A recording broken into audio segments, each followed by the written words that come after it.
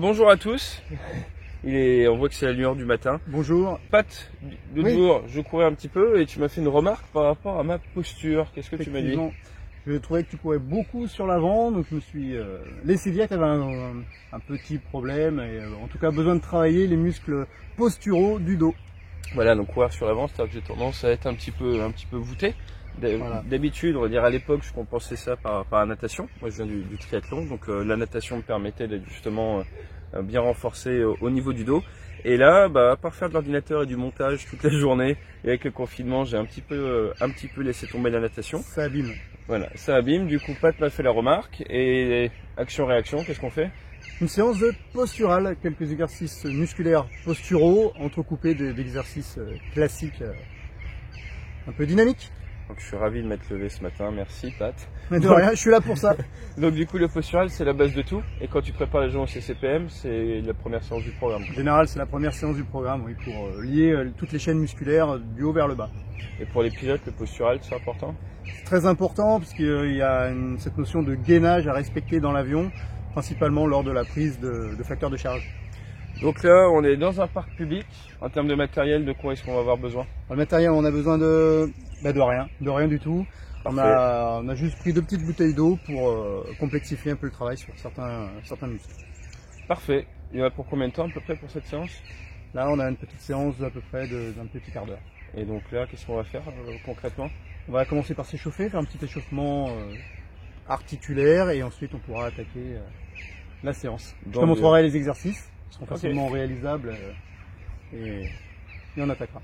Eh parfait. Donc du coup, pour les gens qui veulent pratiquer une activité physique, tu as juste s'assurer d'être apte physiquement, médicalement. Apte physiquement, médicalement, et puis surtout je dirais qu'il n'y a aucune excuse à la non-pratique. Ça j'aime bien. Aucune excuse à la non-pratique. Patrice Leguet, juin 2020. Bon parfait. Bon, autre chose à dire? Eh ben non, on peut y aller. Pour changer, hein, l'idée c'est encore une fois de vous apporter des images de belle qualité. Donc on s'est organisé avec notre petit setup. Vous allez voir, on va pouvoir mixer. Et là derrière, qu'est-ce qu'on a? Je fais Miss Météo, alors qu'il fait déjà 22 degrés. On a le château de la Tour d'Aigle. Et ce que vous entendez en fond, c'est nos voisins, les oiseaux. C'est beau la nature. Et pas un seul avion en ciel. Alors j'aimerais bien dire c'est beau, mais ou pas. On est parti? Allez, on est parti. C'est parti, il n'y a plus qu'à. Là, l'idée, c'est d'échanger autour de la préparation physique chez le pilote de chasse. Donc, pour toi, c'est quoi les grosses filières énergétiques, ou quelle est ton approche de professionnel de la préparation physique pour la spécificité pilote de chasse? Le pilote de chasse, il doit être gainé de la tête vers les pieds, et en même temps fournir une force musculaire intense lors de prise de charge. Donc, moi, quand j'étais aux États-Unis, on nous expliquait que ce qu'il fallait faire, c'était de la muscu, des efforts courts et intenses, et que le fait de faire beaucoup d'endurance pouvait même desservir d'une certaine manière, même si on le voit à l'Andivisio, il y a pas mal de personnes qui font de l'endurance, il y en a qui ont fait des ultra-trails, des triathlons longue distance. Donc c'est quoi ton avis sur la question? Moi je pense que dès lors qu'on fait un peu de musculation, on se doit de faire de l'endurance. Ça c'était valable il y a quelques décennies en arrière, où on demandait aux gens de ne pas courir. Aujourd'hui c'est plus le cas, et on sait que l'organisme s'adapte à tout type d'effort. Alors là, quand on voit les images, on fait donc des pauses de 45 secondes à chaque fois. Comment ça s'appelle ce type d'exercice? Alors là, on a fait du postural, c'est sur un exercice de circuit training. Et le fait de rester 40 secondes en tension, comme ça, c'est un terme particulier ou? C'est du gainage, c'est de l'isométrie, il n'y a pas de déplacement de segment, et cet avantage-là, ça a un avantage, c'est celui de ne pas avoir de contraintes musculo-squelettiques, en tout cas articulaire. Donc là, d'un point de vue articulaire, c'est moins traumatisant de faire des positions stables comme ça, que par exemple de faire des répétitions, si je fais du développé couché ou même des pompes, ça bouge au niveau des articulations. Effectivement, il y a moins de risque de blessure, et l'autre avantage d'être en isométrie, c'est qu'on travaille la force musculaire. Est-ce que tu dirais que pour des personnes, par exemple les pilotes de combat, et on était ensemble lors de la mission au large de l'Irak après le Bataclan, je me rappelle d'un collègue à moi, ancien FUSE d'ailleurs, qui est rentré comme toi, Maclé FUSE, et après qui a progressé dans la boutique jusqu'au grade de lieutenant de vaisseau, et avec qui j'ai eu la chance d'avoir comme équipier au combat. Et je sais qui c'est. Ouais, je sais. Mais c'est pas de nom. Lui, je me rappelle, après un vol long, le lendemain, il est allé faire un footing sur le pont du Charles de Gaulle. Et en espace de 20 minutes, il est ressorti avec une double tendinite. Est-ce que tu penses... Alors, pourquoi je vous dis ça? Parce qu'on s'est dit que c'était dû à la déshydratation. On ne boit pas beaucoup quand on est en vol. Quand on fait 8 heures dans l'avion, au gros maximum, on va avoir 1 litre d'apport hydrique parce qu'on manque de place, mais ça on en parlera dans un autre épisode. Est-ce que tu penses que le fait de faire des exercices là comme on fait, c'est peut-être moins traumatisant pour une population qui a tendance à être un peu sous-hydratée?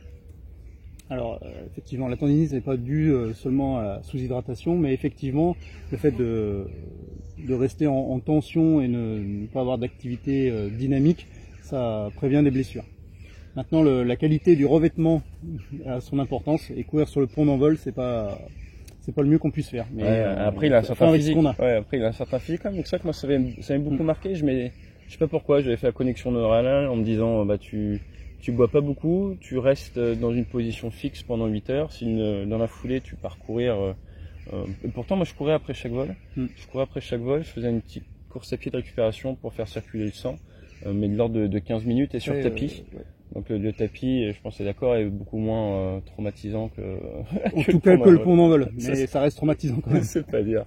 D'accord, donc on fait ce type d'exercice-là. Et t'as vu, on travaille aussi le cardio. Tout à fait. Et du coup, ça voudrait dire que sur le papier, je dis bien en théorie, parce qu'encore une fois, l'Andivisio est plein de contre-exemples, et j'ai envie de dire, il n'y a pas vraiment de règles face au facteur de charge. Non, il n'y a pas de règles. Moi, je connais personne en unité qui soit limité par sa capacité à prendre du facteur de charge. Donc c'est quelque chose de complexe, c'est quelque chose pour lequel il y a une adaptation physiologique. Quand tu n'as pas volé pendant 3 semaines et que tu refais un vol, moi je sais que je tirais assez fort pour essayer de me réhabituer l'organisme. Mais toi, tu viens du sport, tu avais étudié le facteur de charge, l'aviation t'intéresse toujours, mais énormément. Et tu as eu la chance de faire un vol sur avion de chasse. Absolument. Donc tu as volé sur quoi comme avion? Sur Hunter, un avion anglais qui est biplace. Donc du coup, les Hunters qui sont contractés par l'armée pour faire de l'entraînement, c'est ce qu'on appelle un peu du raid air. Et il y a les sociétés militaires privées qui sont d'ailleurs, là c'est un ancien marin, ton pilote. Si je dis pas de bêtises, je l'ai eu comme moniteur quand j'étais sur Tucano à Salon-de-Provence. Après il est parti donc dans cette société-là. Et donc là tu as fait un vol et tu as pris jusqu'à combien de facteurs de charge? 6 G5 à peu près. Donc là c'est pas un vol dédié pour toi, c'est un vol qui était prévu pour l'entraînement de contrôleurs au sol ou de jeunes pilotes. C'est un combat BFM contre des super étendards. Voilà, donc c'était ce qu'on appelle une DACT, c'était un Hunter contre 2 super étendards. C'est ça. Donc un Hunter contre 2 super étendards, ce qui permet aux pilotes de super étendards de manœuvrer différemment, de se frotter à quelque chose d'autre. Donc DACT, DACT, c'est pour Dissymetric Air Combat Training, donc du combat aérien dissymétrique, t'es pas sur le même type d'aéronef que toi. Donc il va falloir exploiter un petit peu les points faibles de l'adversaire. Donc là tu as pris 6 G5. Oui. Et c'était des jets assez longs ou des jets assez courts? Souvent on parle de différence entre les facteurs de charge en voltige aérienne et la différence de facteurs de charge en avion de chasse. Pour toi, les contraintes entre un voltigeur de compétition qui fait par exemple de l'extra et un pilote de chasse, ça serait quoi la différence? Alors déjà effectivement, dans l'avion ça paraît court, mais rétrospectivement déjà dans l'avion ça paraît long, mais rétrospectivement c'est court en fait. Ouais, mais ça dure quand même un petit peu. Enfin, moi, oui, je sais que ma vision, c'est quand même que sur de l'avion de voltige, on va prendre des facteurs de charge de manière très courte. Ouais. Donc oui, ça peut monter à 10 G facilement et ça va être du push-pull. Donc, enfin, ça a son autre contrainte, très forte de roulis. Un avion de voltige tourne plus vite qu'un avion de chasse. C'est vrai qu'avec la vitesse de l'avion de chasse, contraint à tourner moins vite et du coup c'est vrai qu'on se sent... On est sur du 270 degrés par seconde de taux de roulis, là où un avion de voltige, certains montent à plus de 500. À partir de là, par contre, on a plus d'énergie et du coup le facteur de charge va pouvoir durer beaucoup plus longtemps. Donc quand on fait par exemple une boucle en avion de voltige, elle dure pas très longtemps. Vous faites une boucle au départ 600 nœuds en avion de chasse, moi ça peut fatiguer un peu avant la fin de la boucle. Et toi, tu as ressenti comment ce facteur de charge? Eh bien, on a beau être très fort, très entraîné, et bien si on ne maîtrise pas l'environnement, c'est toujours pareil. Moi j'étais à côté, j'étais sac de sable. J'ai pas pu anticiper la contraction musculaire puisqu'on apprend au pilote à contracter les muscles pour éviter que les volumes liquidiens descendent vers les pieds et donc éviter que le sang n'alimente plus le cerveau. Et bien, lorsqu'on est sac de sable, on n'a pas cette anticipation-là et on subit de plein pot le facteur de charge. Et j'ai vu ma vision se rétrécir, ce qu'on appelle le tunnel, le voile gris. Alors c'est marrant que tu parles de ça parce que là j'ai une image très précise de ce qu'est la position vraiment du sac de sable à côté. Je pense que pour tout le monde comprenne bien, il est indispensable là qu'on fasse une toute petite pause dans les images et que je vous partage cet enregistrement qui a été fait aux États-Unis, qui vous montre bien la différence entre la position de conducteur ou de pilote et celle de passager.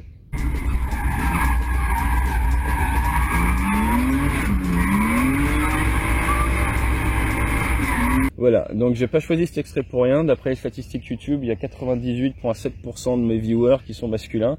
Donc maintenant qu'on a bien récupéré votre attention, c'est parfait, on va continuer un petit peu. Donc moi j'ai une grande question, Pat. Du coup, avec cette théorie un petit peu d'effort court et intense, ça veut dire que tous les pilotes de chasse devraient être powerlifters en fait? Non, il n'y a pas besoin d'être powerlifter pour être pilote de chasse. Non, on demandera d'en avoir un entraînement malgré tout régulier dans toutes les filières, que ce soit endurance de force ou puissance, puisque le vol vous amène dans toutes ces filières-là. Après, l'autre point, et je pense qu'il est important, c'est qu'on s'entraîne à la fois pour une résistance à un effort court mais intense, prise de facteur de charge, qui peut durer, vol de combat avec plusieurs combats, mais également pour un référentiel de temps qui est beaucoup plus long, des vols de 8 heures, et même une campagne, si je peux dire, les sorties en mer, donc des 5 mois en mer, avec 2 mois à 3 mois de montée en puissance avant. Ce qu'il faut bien comprendre, c'est quand on arrive sur le porte-avions pour un déploiement de 3-4 mois, pour appeler un chat, on est déjà crevé. Parce qu'on est monté en puissance avant, on a fait ce que les Américains appellent des workups, et ça, entre les ASSP, tous les vols tactiques, il faut se remettre au goût du jour. Donc on arrive à bord, on est déjà fatigué. Donc on est à la fois dans une sorte de dichotomie physique qui est qu'on doit être très bon face à de l'effort violent, mais on doit également être endurant pour un vol plus long et pour une période très longue. C'est ça. Et d'un point de vue purement physique, qu'est-ce qu'on a d'autre comme problématique en tant que combattant, si on s'éjecte par exemple? Eh bien, il faut être aussi physique pour, si jamais on est éjecté en territoire ennemi, eh bien là, il va falloir être rustique pour sauver sa peau. Voilà, donc là, il va pouvoir être... on en revient un petit peu au profil commando, qui est principalement le chien... comment ils appellent ça? Le chien sec? Non, c'est... Le chat maigre. Le chat maigre, voilà, j'étais pas tout à fait. Le chat maigre, donc quelqu'un d'assez rustique, c'est un peu la spécificité française souvent. Ce que les commandos aiment à dire, c'est souvent rustique pour survivre, entraîné pour combattre et minutieux pour vaincre. Une autre question par rapport au pilote éjecté. Une fois que tu arrives au sol, est-ce que en tant avec ton passé de fusilier, vous avez des timings ou en fait, combien de temps est-ce qu'on a en tant que pilote pour sortir d'une zone si on a envie de sortir de la zone pour éviter de se faire encercler? Oui, donc on part du principe que l'ennemi mettra environ 50 minutes pour couvrir une zone de 8 km² à peu près. D'accord. Et d'où la marche de 8 que font les commandos assez régulièrement. Alors la marche de 8, qu'est-ce que c'est? Marche de 8, c'est une marche course à allure modérée avec un sac de 11 kg et l'arme. Ok, d'accord. Et donc du coup, ça vient de là. Ça vient de là. D'accord. D'ailleurs, ça ferait pas de mal aux pilotes de réaliser la marche de 8. Ah ben on fait des marches à l'école navale un petit peu, mais on en fait. De manière générale, est-ce que tu dirais que dans la marine, par rapport à l'armée de l'air ou armée de l'air par rapport à marine, est-ce qu'il y a une culture du sport différente dans une armée par rapport à l'autre? Je dirais que l'armée de l'air est un peu plus au fait. Alors concernant le sport, voilà, ça fait partie de l'item, mais un petit peu plus au fait de la préparation mentale au niveau sport. C'est quelque chose qui est un peu plus culture un peu plus forte là-dessus. Voilà. Et même le sport finalement, parce que dans chacune de leurs feuilles des vols, ils incluent quand même une petite heure de sport tous les jours. Ce qui se fait un peu plus maintenant, mais c'est vrai que traditionnellement l'armée de l'air avait 2 demi-journées dédiées, c'est ça. Donc, dédiées à ça. Ouais. Traditionnellement, comme on a expliqué dans d'autres vidéos, on va créer de l'activité d'unité autour de contraintes de vol, toutes ces choses-là. Et traditionnellement, l'armée de l'air dédiait vraiment 2 créneaux où là toute unité allait en sport. C'est ça. Pour essayer de créer de la cohésion. Ça crée de la cohésion et surtout un esprit de corps. C'est ça, c'est important. Qui est assez intéressant. Il y a d'ailleurs les sports PN, il y a certains, mais encore un autre sujet, dont on faisait partie de rugby à une époque. Alors oui, tout à fait, oui. Et par contre, phare de la marine, le rugby. La grosse différence, je pense, c'est qu'avec cette tradition maritime, des unités plus petites, moins de personnel, Nous, on a beaucoup plus de mal à arrêter l'unité comme ça sur des créneaux horaires pareils. Une des raisons aussi, c'est principalement le faible nombre de cadres. Le fait qu'on n'ait que des unités de monoplace, ça crée aussi des unités où il y a moins de personnel, chacun a plus de tâches administratives. Et après, c'est une volonté de commandement. Donc on n'est pas à l'abri d'avoir tombé dans une unité où le commandant a décidé que l'activité physique passait avant tout le reste et bloquer du temps. Mais encore une fois, il faut jongler avec les horaires. C'est aussi une prise en main individuelle. Voilà, vous êtes deux quarts, vous savez pas quoi faire. Vous pouvez très bien faire une chaise comme on a fait tout à l'heure. 45 secondes de chaise, 45 secondes de gainage. Vous êtes quand même présent dans l'unité, mais au moins vous avez fait quelque chose. Donc pas d'excuses à la non-pratique. Ça c'est un point très intéressant. D'ailleurs, même dans mon bouquin, moi je parle comment des fois, je descendais faire du sport 10 minutes, parce que je trouvais que cet petit effort physique permettait de redynamiser un petit peu le cerveau. Écoute, le personnel prend toujours 10 à 20 minutes de pause cigarette dans la journée. Je pense qu'il peut dédier 10 à 20 minutes de sport dans la journée. C'est ça. Alors, pour ça, il n'y a pas de problème de temps. Fumer, c'est mal. Si vous voulez faire pilote, fumer, c'est encore plus mal parce que ça nuit à votre activité visuelle de nuit. Néanmoins, on va pas se mentir, il y a des pilotes fumeurs. Et dans la marine, on a des pilotes fumeurs. Eh ben, merci Pat. J'espère que ça vous a apporté un éclairage un petit peu plus spécifique sur les contraintes. Moi, j'ai quelques petites questions quand même au niveau du coût. Est-ce qu'il y a des choses spécifiques, des contraintes spécifiques pour le coût, un peu comme on peut le voir pour les pilotes de Formule 1? Oui, tout à fait. Le travail pareil en isométrie, en gainage des muscles de la nuque. Eh ben parfait. Ça, on en parlera peut-être à l'occasion, renforcement musculaire du cou. Eh ben parfait. Merci d'être venu. Merci à toi. Et puis là, je regarde les images et ça me rappelle cette douleur intense que tu m'as fait subir en ce petit matin provençal. Allez, fly safe, au plaisir et prenez soin de vous et faites un peu de sport.